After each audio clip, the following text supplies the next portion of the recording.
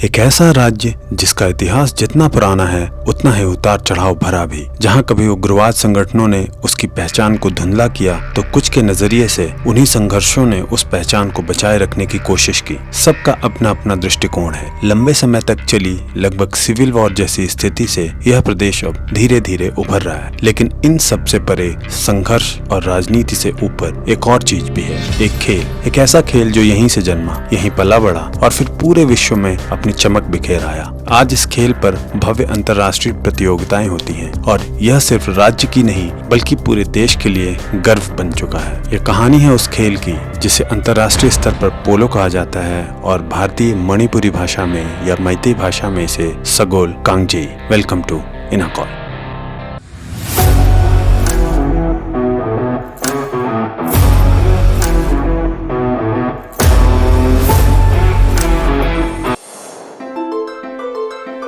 मणिपुर का दावा इस बात पर टिका है कि वहाँ घोड़े पर खेले जाने वाला गेंद वाला खेल बहुत पुराने जमाने से लगातार खेला जा रहा है और उसका लिखित रिकॉर्ड भी मौजूद है। आज के दौर में भी दुनिया इस विरासत को मान्यता देती है। इसका एक बड़ा प्रतीक है इम्फाल ईस्ट के हेंगोंग में मैतेई पोलो देवता मार्जिंग को समर्पित दुनिया की सबसे ऊंची घुड़सवार पोलो खिलाड़ी की प्रतिमा। अक्सर अंतर्राष्ट्रीय कार्यक्रमों में इसका जिक्र किया जाता है और यह याद दिलाया जाता है कि 19वीं सदी में जब ब्रिटिश अफसरों ने पहली बार मणिपुर का यह खेल देखा तो यही आगे चलकर आधुनिक पोलो का आधार बना। उन्होंने इस देसी खेल को देखा, अपनाया, उसमें बदलाव किए और फिर इंटरनेशनल पोलो के रूप में फैलाया।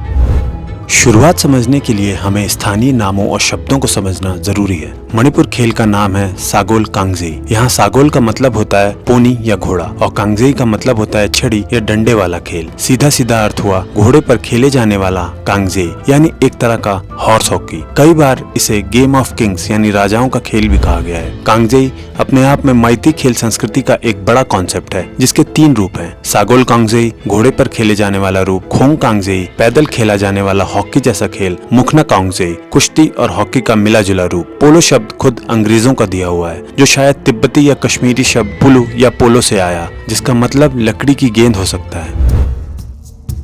खेलों के इतिहास पर काम करने वाले कई विद्वान मानते हैं कि घोड़े और गेंद वाले ऐसे खेल प्राचीन फारस, मध्य एशिया और शायद तिब्बत तक में खेले जाते थे। यानी यह पूरी कहानी सिल्क रूट और अलग अलग सभ्यताओं के बीच आदान प्रदान से भी जुड़ी है। कुछ लोग यह भी कहते हैं कि पोलो जैसी चीज एक से ज्यादा जगहों पर अलग अलग रूपों में पैदा हुई होगी, लेकिन जब हम आज के इंटरनेशनल पोलो की बात करते हैं तो उसकी सीधी पक्की कड़ी मणिपुर के सगोल कांगजेई से ही जुड़ती है, खासकर 7 खिलाड़ियों वाले उस देसी खेल से जो छोटे चुस्त मणिपुरी पोनी पर खेला जाता था। 19वीं सदी के बीच के समय में ब्रिटिश अफसरों ने असम और सिलहट के इलाकों में यही खेल खेलते हुए देखा। उसके बाद जो यात्रा शुरू हुई वो मणिपुर से ब्रिटिश इंडिया से इंग्लैंड, वही आधुनिक पोलो के जन्म की असली कहानी है। यानी अगर पूरी दुनिया में फैले हुए आधुनिक पोलो की मेन टेम्पलेट खोजें तो वह सगोल कांगजेई से ही मिलती है।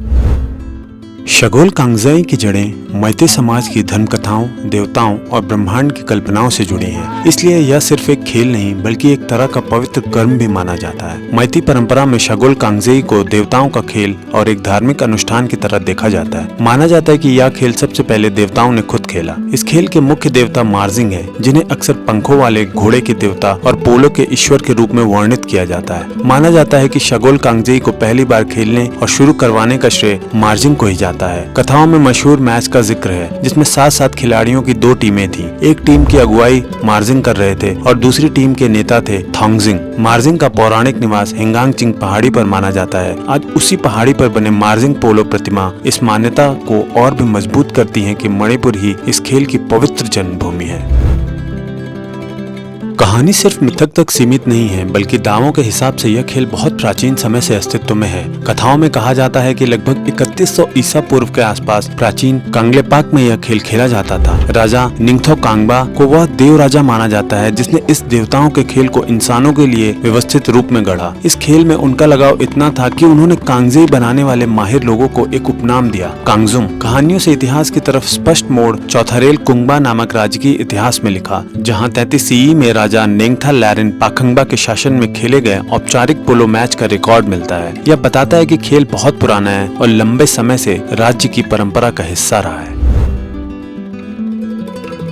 शागोल कांगजेई की सांस्कृतिक महत्ता आज भी बनी हुई है क्योंकि यह मैती लोगों के मुख्य धार्मिक त्योहार लाई हारोबा का भी हिस्सा है। लाई हारोबा का मतलब होता है देवी देवताओं की प्रसन्नता या उत्सव। इस त्योहार के दौरान कांगलेई थोप्का नाम की एक विशेष ट्रांस या अनुष्ठान क्रिया होती है। इसमें माईबी यानी पुजारी स्त्री के हाथ में कांगजेई लेकर देवता खेरीफाबा को पोलो खेलने और कुश्ती खेलने के रूप में नकल करते हुए नृत्य करती है। अंत में वह एक लड़की को अपनी छड़ी से प्रतीकात्मक तौर पर पकड़ती हैं। इसे लाई नुबी थीबा दुल्हन चुनने की प्रक्रिया जैसा कहा जाता है। लोग देवता मार्जिंग के मंदिर में कांगजेई की छड़ी और बांस की जड़ की गेंद चढ़ाते हैं। कभी कभार घर के जानवर बीमार होते हैं तो भी यह चढ़ावा दिया जाता है। यह सब दिखाता है कि यह खेल देवता, घोड़े और इसके इर्द गिर्द तीनों एक दूसरे से कितने गहराई से जुड़े हुए हैं। मार्जिंग, खेरीफाबा, कांगबा, पाखंगबा जैसे देवताओं और देव राजाओं से यह खेल की कहानी को जोड़कर और फिर उसे मुख्य धार्मिक त्योहारों में शामिल करके मैती समाज ने इस खेल को अपनी पहचान का स्थायी हिस्सा बना दिया है।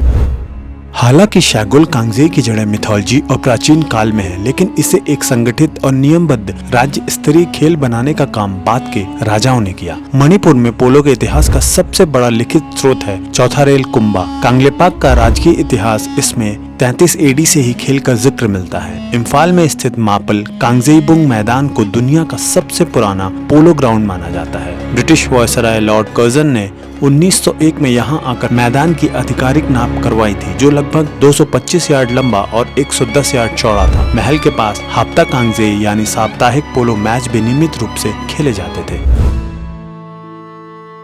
खेल के इतिहास में एक बड़ा मोड़ राजा खागिंगबा 1597 से 1652 सीई के समय आया। उन्हें नए नियम बनाने और नियमित औपचारिक मैच शुरू करवाने का श्रेय दिया जाता है। उन्होंने पाना शागोल कांगजेई नाम का एक सिस्टम शुरू किया जिसमें खेल को सीधे प्रशासन से जोड़ दिया। राज्य की 4 बड़ी प्रशासनिक इकाइयां लाइफाम, खाबम, आलुप और नारुप को टीमें बनाकर एक दूसरे से खेलने के लिए कहा जाता। हर पाना अपनी अलग यूनिफॉर्म का रंग होता। इससे खेल सिर्फ मनोरंजन नहीं रहा बल्कि एक तरह का राजनीतिक टूल बन गया, जिससे राजा अलग अलग गुटों और क्लानों के बीच प्रतिस्पर्धा को नियंत्रित, चैनलाइज और संतुलित करते थे। मैचों में विवाद सुलझाने का अंतिम अधिकार राजा के पास होता था, जिन्हें कांगबुरेल कहा जाता था। इतिहास में 1697 एडी का एक प्रसिद्ध मैच दर्ज है जहाँ राजा चरेरोंगबा की 10 खिलाड़ियों की टीम ने 100 खिलाड़ियों की टीम को हरा दिया, जो दिखाता है कि खेल सिर्फ खेल नहीं बल्कि शौर्य, शक्ति और प्रदर्शन का भी माध्यम था।